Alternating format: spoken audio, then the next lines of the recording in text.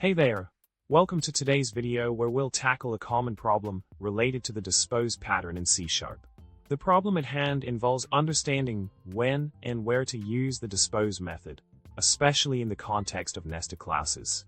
It's crucial to ensure proper resource management, especially when dealing with unmanaged resources in classes like first class contained within a node class.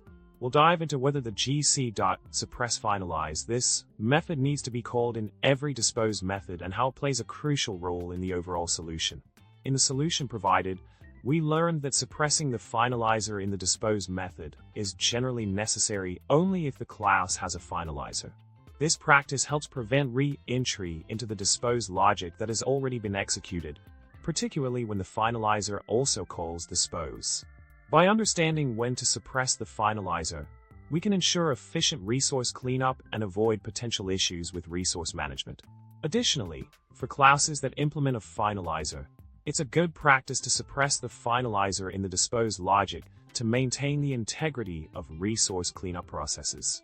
To sum it up, managing resources effectively in C# involves utilizing the dispose pattern and understanding the importance of suppressing the finalizer when necessary. By following best practices and guidelines, we can ensure proper cleanup of both managed and unmanaged resources, leading to more robust and reliable code. I hope you found this information helpful for your C# development endeavors. Remember to subscribe, like the video, and leave a comment below with your thoughts or any questions. Until next time, happy coding!